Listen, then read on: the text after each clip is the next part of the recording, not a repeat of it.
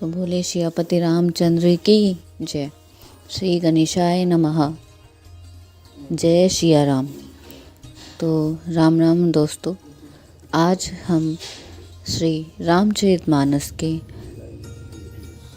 मास पारायण के 16वें विश्राम को समाप्त कर चुके थे। तो नवा पारायण का चौथा विश्राम था, उसको भी समाप्त हम कर चुके हैं। तो अब हम श्री रामचरितमानस के 17वें विश्राम को पढ़ेंगे। अभी तक हमने जाना कि कैसे सियापति राम जी और लक्ष्मण जी और माता जानकी जी वनवास के लिए निकल चुके हैं। वनवास के लिए वो गांव-गांव निकलकर जंगल के रास्ते जा रहे हैं। जंगल में क्योंकि उनको निवास करना है, कंदमूल का ही भोजन करना है, एक साधु की तरह ही उन्हें अपना जीवन व्यतीत करना है। तो अब क्या होता है कि वो एक गांव में जाके रुकते हैं। तो वहाँ पे जो बहुत सी औरतें हैं वो सीता माता को देखती हैं, दो राजकुमारों को देखते हैं, तो उनका मन मुग्ध हो जाता है। जो भी उनको देखता है मोहित हो जाता है। अब जो कुछ औरतें हैं जो माता सीता के पास आती हैं और कहती हैं कि तुमको गवार जानकर बुरा ना मानना, लेकिन हम आपसे कुछ पूछना चाहते हैं, तो हमें बताओ कि हे सुमुखी, कहो तो अपनी सुंदरता से करोड़ों कामदेव को लजाने वाले ये तुम्हारे कौन हैं। उनकी ऐसी प्रेममयी सुंदर वाणी सुनकर सीता जी सकुचा गई और मनी मन मुस्कुराई। तो जो औरतें थी, लेडीज थी, उन्होंने पूछा कि ये जो दो सुकुमार हैं तुम्हारे साथ, ये कौन लगते हैं तुम्हारे। तब माता सीता जी मनी मन मुस्कुराई और सकुचाई भी। उन्होंने बोला कि उत्तम गौर वर्ण वाले सीता जी उनको देखकर संकोचवश पृथ्वी की ओर देखती है। वे दोनों ओर के संकोच से सकुचा रही हैं, अर्थात न बताने में ग्राम के इससे दुख होने का संकोच है और बताने में लज्जा रूप संकोच। हिरण के बच्चे के सदस नेत्रों वाली और कोकिला सी वाणी वाली सीता जी सकुचाकर प्रेम सहित मधुर वाणी बोली और कहा, ये जो स्वभाव सुंदर और गोरे शरीर के हैं ना, उनका नाम लक्ष्मण है, ये मेरे छोटे देवर हैं। और फिर सीता जी ने लज्जावश अपने चंद्रमुख को आंचल से ढककर और प्रियतम श्री राम जी की ओर निहार कर बहुत टेढ़ी करके कंचन पक्षी से सुंदर नेत्रों को तिरछा करके सीता जी के इशारों ने उन्हें कहा कि ये श्री रामचंद्र जी जो है ना, वो मेरे पति हैं। यह जानकर गांव की सब युवतियाँ स्त्रियाँ इस तरह आनंदित हुई मानो कंगाल के धन की राशियाँ लूट ली हों। वे अत्यंत प्रेम से सीता जी को पैरों पड़कर बहुत प्रकार से आशीष देती हैं, शुभ कामना करती हैं कि जब तक सिर पर पृथ्वी रहे तब तक तुम सदा सुहागिन बनी रहो और पार्वती जी के समान अपने पति को प्यारी रहो। हे देवी, हम पर कृपा न छोड़ना, बनाए रखना। हम बार बार हाथ जोड़कर विनती करती हैं जिससे आप फिर इसी रास्ते लौटें और हमें अपनी दासी जानकर दर्शन दें। सीता जी ने उन सब की प्रेम की प्यासी देखा और मधुर वचन कह कर उनको भली भांति संतोष किया, मानो चांदनी ने कुमुदिनियों को खिलाकर पुष्ट कर दिया हो। उसी समय श्री रामचंद्र जी का रुख जानकर लक्ष्मण जी कोमल वाणी से लोग को रास्ता पूछा। यह सुनते स्त्री पुरुष दुखी हो गए, उनके शरीर पुलकित हो गए और नेत्रों में वियोग की संभावना से प्रेम का जल भर आया। उनका आनंद मिट गया और मन ही मन ऐसे उदास हो गए मानो विधाता ने दिव्य संपत्ति छीन लेता हो।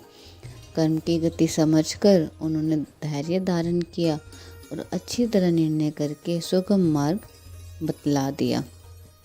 तब लक्ष्मण जी और जानकी जी सहित श्री रघुनाथ जी ने गमन किया और सब लोगों के प्रिय वचन कहकर लौटाया, किंतु उनके मनों को अपने साथ ही लगा लिया। लौटते हुए वे स्त्री पुरुष बहुत ही पछताते हैं और मन ही मन देव दोष देते हैं। परस्पर बड़े ही विषाद के साथ कहते हैं कि विधाता ने सब काम उल्टे हैं। वह विधाता बिल्कुल निर्कुंस, स्वतंत्र, निर्दय और निडर है, जिसने चंद्रमा को रोगी, घटने बढ़ने वाला और कलंकी बनाया है।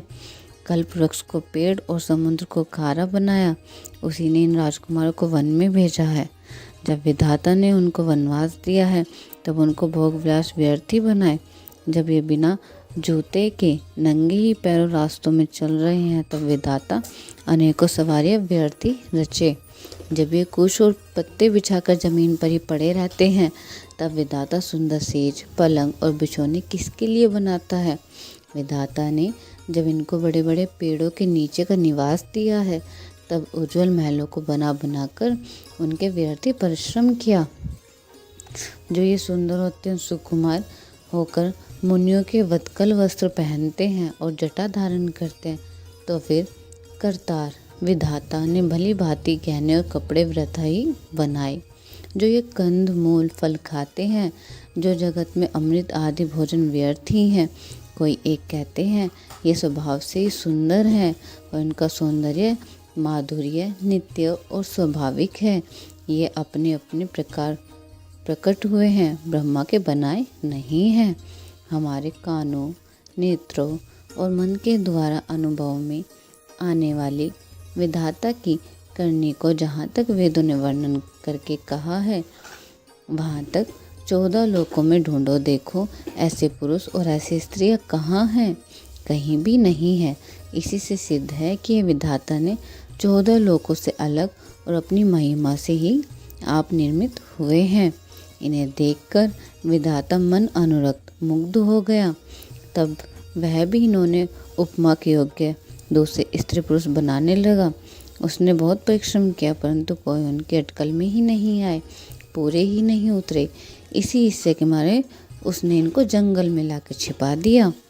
कोई एक कहता है कि हम बहुत नहीं जानते, हाँ अपने को परम धन्य अवश्य मानते हैं जो इनके दर्शन कर रहे हैं, और हमारे समझने में बड़े पुण्यवान हैं जिन्होंने इनको देखा, जो देख रहे हैं और जो देखेंगे।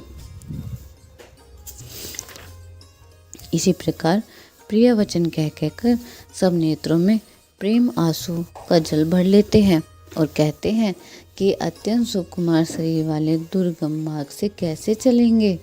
स्त्रियां स्नेहवश विकल हो जाती हैं, मानो संध्या के समय चकवी भावी वियोग की पीड़ा से सो रही हो, दुखी हो रही हो। इनके चरण कमलों की कोमल तथा मार्ग के कठोर जानकर वे व्यतीत हृदय से उत्तम वाणी कहती हैं। इनके कोमल और लाल लाल चरणों तलवों को छूते ही पृथ्वी वैसे ही सकुचा जाती है जैसे हमारे हृदय सकुचा रहे हैं। जगदीश्वर ने यदि इन्हें वनवास ही दिया है तो सारे रास्ते को पुष्पमय क्यों नहीं बना दिया। यदि ब्रह्मा से मांगे मिले तो ये सखी हम तो इन्हीं मांग कर इन्हें अपनी आँखों में ही रख ले। जो स्त्री पुरुष इस अवसर पर नहीं आवे वे सीताराम जी को नहीं देख सके। उनके सौंदर्य को सुनकर वे व्याकुल होकर पूछते हैं कि भाई अब तक वे कहाँ तक गए होंगे, और जो समर्थ वे दौड़ते हुए जाकर उनके दर्शन कर लेते हैं और जन्म का परम फल पाकर विशेष आनंदित होकर लौटते हैं। अबला बालक वृद्ध जन कर्मी जही पछताही, हो ही प्रेम बस लोग इमी रामो जहाँ जह जाही। अर्थात गर्भवती, प्रसूता आदि अबला स्त्रियां, बच्चे और बूढ़े दर्शन न पाने वाले हाथ मलते हैं और पछताते हैं। इस प्रकार जहाँ जहाँ रामचंद्र जी जाते हैं वहाँ वहाँ लोग प्रेम के वश में हो जाते हैं। सूर्य कुल रूपी कुमुदगिनी के प्रफुल्लित करने वाले चंद्रमा स्वरूप श्री राम जी के दर्शन गांव-गांव में ऐसे ही आनंद हो रहा है। जो लोग वनवास दिए जाने पर कुछ भी समाचार सुन पाते हैं वे राजा रानी दशरथ कैकेयी को दोष लगाते हैं। कोई एक कहता है कि राजा बहुत ही अच्छे हैं जिन्होंने हमें अपने नेत्रों का लाभ दिया। स्त्री पुरुष सभी आपस में सीधी स्नेह भरी बातें कर रहे हैं। कहते हैं वे माता पिता धन्य हैं जिन्होंने इन्हें जन्म दिया, वह नगर धन्य है जहाँ से ये आए हैं, वह देश पर्वत वन और गांव धन्य है और वही स्थान धन्य है जहाँ जहाँ ये जाते हैं। ब्रह्मा ने उसको रचकर सुख पाया है जिसके ये श्री राम जी सब प्रकार से स्नेही हैं, और पथिक रूप श्री राम लक्ष्मण की सुंदर कथा सारे रास्ते और जंगल में छा गई है। रघुकुल रूपी कमल के खिलाने वाले सूर्य श्री रामचंद्र जी इस प्रकार मार्ग के लोगों को सुख देते हुए सीता जी और लक्ष्मण जी सहित वन को देखते हुए चले जा रहे हैं। आगे श्री राम जी हैं, पीछे लक्ष्मण जी सुशोभित हैं, तपस्वियों के वेश बनाए दोनों बड़ी ही शोभा पा रहे हैं। दोनों के बीच में सीता जी ऐसे सुशोभित है जैसे ब्रह्मा और जीव के बीच में माया।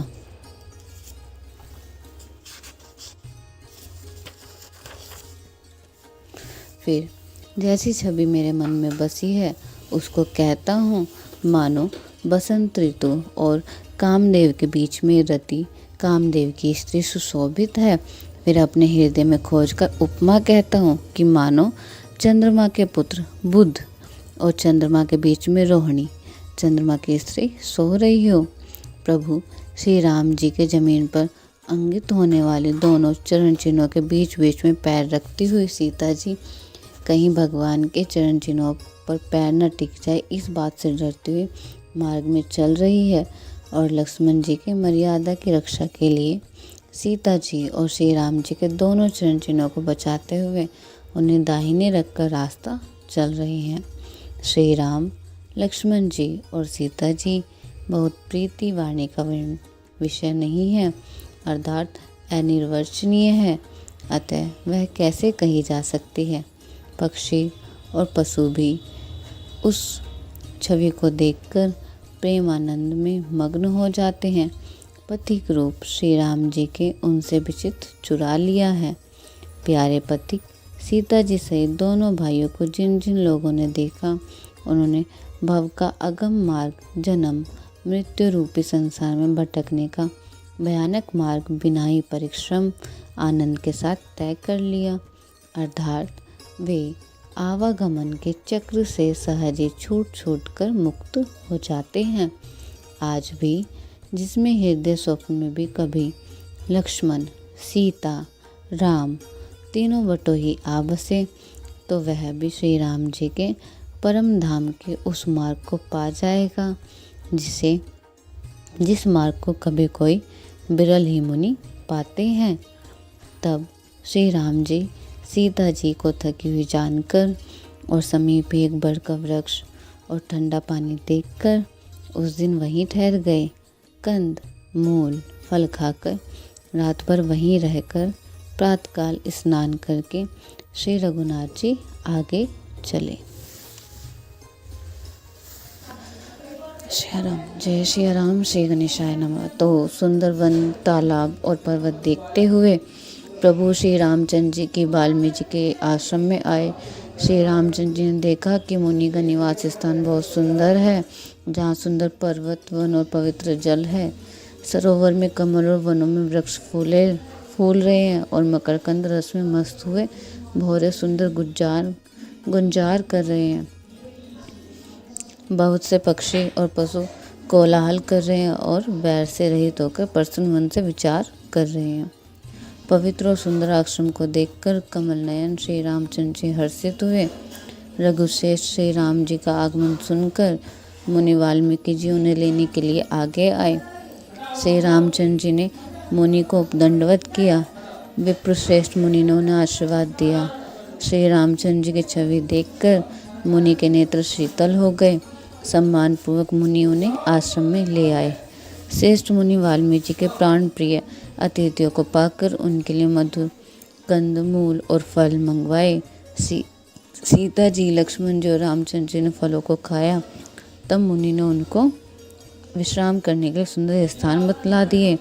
मुनि श्री राम जी पास बैठे हैं और उनकी मंगल मूर्ति को नेत्रों से देखकर वाल्मीकि जी के मन में बड़ा भारी आनंद हो रहा है। तब रघुनाथ जी कमल सदृश हाथों को जोड़कर कानों को सुख देने वाले मधुर वचन बोले और कहा, हे मुनिनाथ, आप त्रिकालदर्शी हैं। संपूर्ण विश्व आपके लिए हथेली पर रखे हुए वेर के समान है।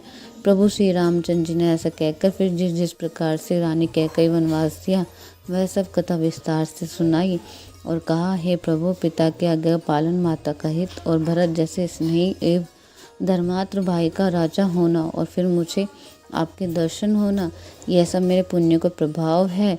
हे मुनिराज, आपके चरणों का दर्शन करने से आज हमारे सब पुण्य सफल हो गए, हमें सारे पुण्यों का फल मिल गया। अब जहाँ आपकी आज्ञा हो वहाँ कोई भी मुनि उद्योगों को प्राप्त ना हो, क्योंकि जिनसे मुनि और तपस्वी दुख पाते हैं वे राजा बिना अग्नि के ही अपने दुष्ट कर्मों से ही जलकर भस्म हो जाते हैं। ब्राह्मणों का संतोष सब मंगलों की जड़ है और भूदेव ब्राह्मणों का क्रोध करोड़ों कुलों को भस्म कर देता है। ऐसा हृदय समझकर वह स्थान बतलाइए जहाँ मैं लक्ष्मण और सीता सहित जाऊँ और वहाँ सुंदर पत्तों और घास की कुटी बनाकर हे दयालु कुछ समय निवास करूँ। श्री राम जी की सहज ही सारी सरल वाणी सुनकर ज्ञानी मुनि वाल्मीकि जी बोले, धन्य धन्य हे रघुकुल के ध्वज स्वरूप, आप ऐसा क्यों न करेंगे। आप सदैव वेद की मर्यादा का पालन रक्षण करते हैं।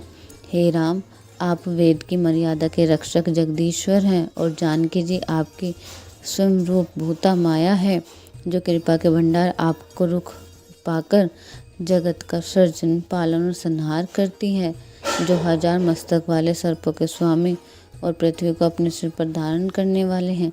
वही चराचर के स्वामी शेष जी लक्ष्मण हैं।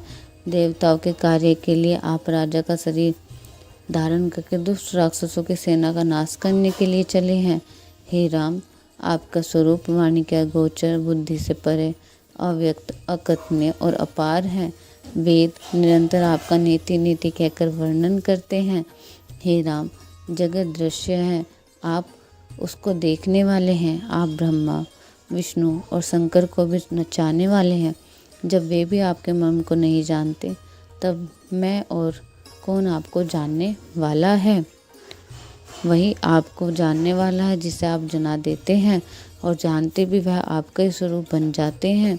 हे रघुनंदन, हे भक्तों के हृदय को शीतल करने वाले चंदन, आपकी कृपा से भक्त आपको जान पाते हैं। आपकी देह चिदानंदमय है। यह प्रकृति जन्य 5 महाभूतों की बनी हुई कर्म बंधन युक्त त्रिदेह विशिष्ट मायिक नहीं है और उत्पत्ति, नाश, वृद्धि, क्षय आदि सब विकारों से रहित है। इस रहस्य को अधिकारी पुरुष ही जानते हैं। आपने देवता और संतों के कार्य के लिए दिव्य नरशरीर धारण किया है और प्रकृति के तत्वों से निर्मित देह वाले साधारण राजाओं की तरह से करते और कहते हैं। हे राम, आपके चरित्र को देख और सुनकर मूर्ख लोग को तो मोह को प्राप्त होते हैं और ज्ञानी जन सुखी होते हैं। आप जो कुछ कहते करते हैं वह सब सत्य उचित ही है, क्योंकि जैसा स्वांग भरे वैसा ही नाचना भी तो चाहिए। इस प्रकार आप मनुष्य रूप में हैं, अतः मनुष्य सहित व्यवहार करना ठीक ही है। आपने मुझसे कहा कि मैं कहाँ रहूं, परंतु मैं यह पूछते सकुचाता हूँ कि जहाँ आप न हो वह स्थान बता दीजिए, तब मैं आपके रहने के लिए स्थान दिखाऊं। मुनि के प्रेम रस से सने हुए वचन सुनकर श्री रामचंद्र जी रहस्य खुल जाने के डर से सकुचाकर मन में मुस्कुराए। वाल्मीकि जी ने हंसकर फिर अमृत रस में डुबोई हुई मीठी वाणी बोली, हे राम जी सुनिए, अब मैं वह स्थान बताता हूँ जहाँ आप सीता जी और लक्ष्मण जी समेत निवास करिए, जिनके कान समुद्र की भांति आपकी सुंदर कथा रूपी अनेकों सुंदर नदियों से निरंतर भरते रहते हैं, परंतु कभी पूरे नहीं होते, तृप्त नहीं होते। उनके हृदय आपके लिए सुंदर घर है और जिन्होंने अपने नेत्रों से चातक बना रखा है, जो आपके दर्शन रूपी मेघ के लिए सदा लालित रहते हैं, तथा जो भारी भारी नदियाँ, समुद्र और झीलों का निरादर करते हैं और आपके सौंदर्य रूप मेघ के एक बूंद जल से सुखी हो जाते हैं, अर्थात आपके दिव्य सच्चिदानंद में स्वरूप के किसी एक अंग की जरा सी भी झांकी के सामने स्थूल, सूक्ष्म और कारण तीनों जगत के अर्थात पृथ्वी, स्वर्ग और ब्रह्मलोक तक के सौंदर्य का तिरस्कार करते हैं। हे रघुनाथ जी, उन लोगों के हृदय रूपी सुखदायी भावनाओं में आप भाई लक्ष्मण जी और सीता जी सहित निवास कीजिए। आपके यश रूपी निर्मल मानसरोवर, जिसकी जीभ हंसनी बनी हुई आपके गुण समूह रूपी मोतियों से चुगली करती है, हे राम जी, आप के हृदय में आप उनके हृदय में बसिए, जिसकी नासिका प्रभु आपके पवित्र और सुगंधित सुंदर प्रसादों को नित्य आदर के साथ ग्रहण करती है, सूंघती है, और जो आपके अर्पण करके भोजन करती है और आपके प्रसाद रूप से वस्त्रभूषण धारण करती है।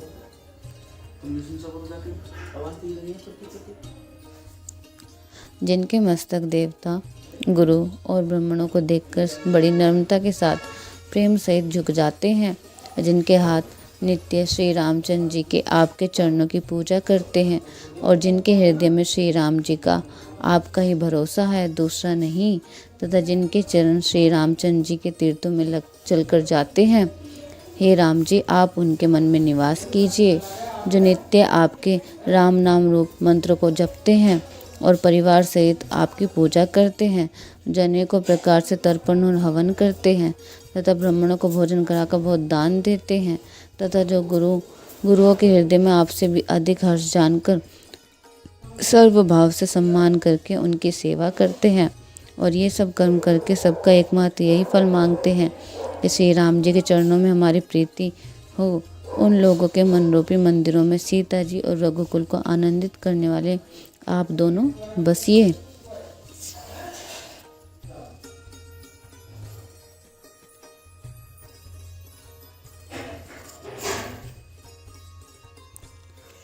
आप दोनों आनंदित होकर आप दोनों उनके मनों में बसिए और बसने के बाद आगे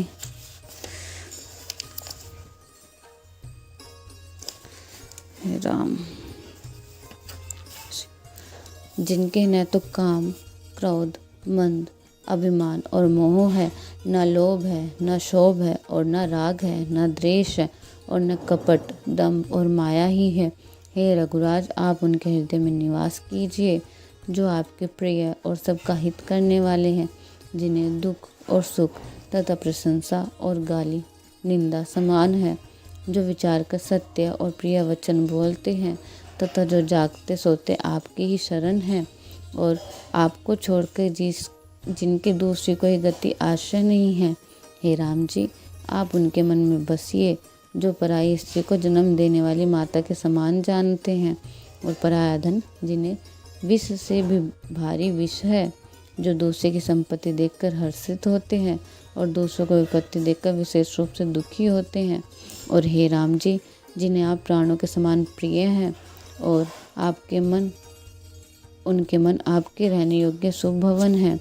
हे तात, जिनके स्वामी, सखा, पिता, माता और गुरु सब कुछ आप ही हैं, उनके मन रूपी मंदिर में सीता सहित आप दोनों भाई निवास कीजिए, जो अवगुणों को छोड़कर सबके गुणों को ग्रहण करते हैं और ब्राह्मणों और गौ के लिए संकट सहते हैं। नीति निपुणता में जिनके जगत में मर्यादा है, उनका सुंदर मन आपका घर है, जो गुणों को आपका और दोषों का अपना समझते हैं, जिसे सब प्रकार से आप पर ही भरोसा है और राम भक्त जिसे प्यारा लगता है, उनके हृदय में आप सीता सहित निवास कीजिए। जाति पाति, धन, धर्म, बड़ाई, प्यारा परिवार और सुख देने वाला घर सबको छोड़कर जो केवल आपको ही हृदय में धारण किए रहता है, हे रघुनाथ जी, आप उनके हृदय में रहिए। स्वर्ग, नरक और मोक्ष जिनकी दृष्टि में समान है, क्योंकि वह जहाँ तहाँ सब जगह केवल धनुष बाण धारण किए आप ही को देखते हैं और जो कर्म से, वचन से, मन से आपका दास है, हे राम जी, आप उनके हृदय में डेरा कीजिए। जिसको कभी कुछ भी नहीं चाहिए और जिसका आपके स्वाभाविक प्रेम है, आप उनके मन में निरंतर निवास कीजिए, यह आपका अपना घर है। इस प्रकार मुनि श्रेष्ठ वाल्मीकि जी श्री रामचंद्र जी को घर दिखाने उनके प्रेम पूर्ण वचन श्री राम जी के मन को अच्छे लगे।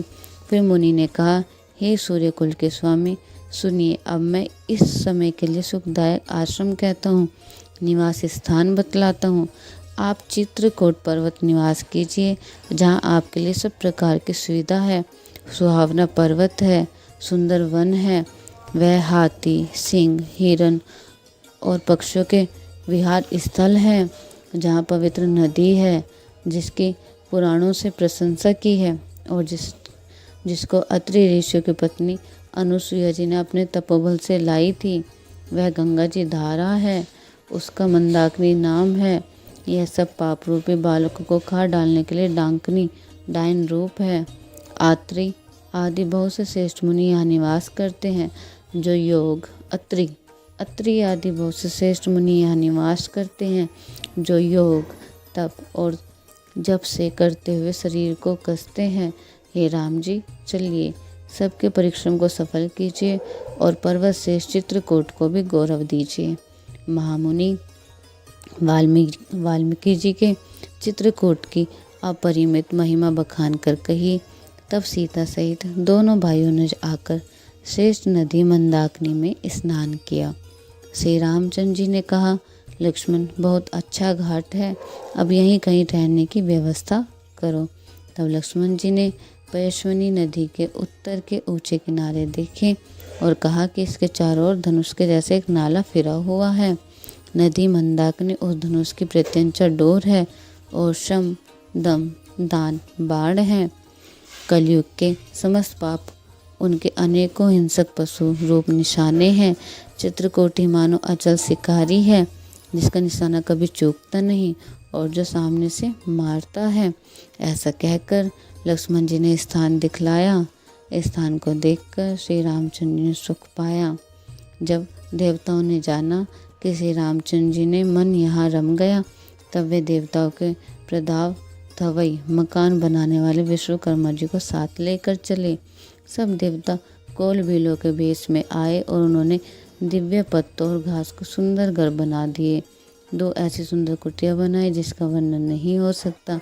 उनमें से एक बड़ी सुंदर छोटी सी थी और दूसरी बड़ी थी।